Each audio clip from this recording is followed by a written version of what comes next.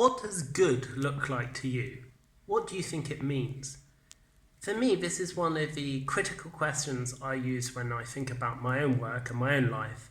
And when I work with other people, I encourage them to think about this question. And I use it quite often when I'm trying to help anybody that I meet, really. Which is that quite often I think that people are trying to get to a goal, or they're trying to set themselves a challenge without defining what good looks like for them. And this relates to just about anything. So whatever you're doing, if you have an income goal, if you had a fitness goal, any sort of personal or business goal that you might have, you need to think about what good looks like.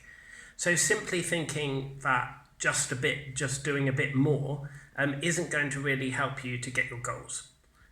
It might be that doing a little bit more is helpful in the long run, and certainly I've been looking into habits recently, and it certainly seems that if you do a little bit more each day and you build it into a habit, then that can really make a difference in the long term.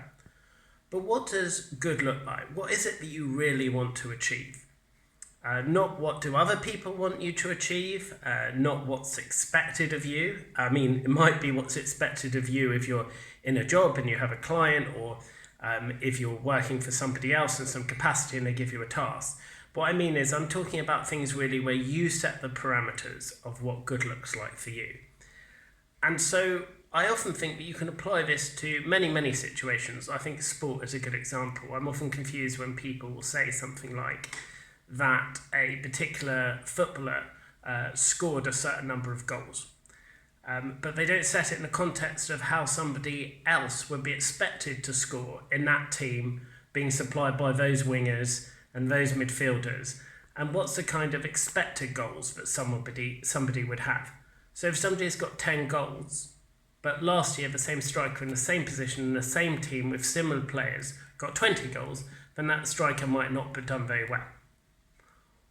Whereas if that striker was in a different team with worse players and they scored 10 goals, that might be absolutely amazing.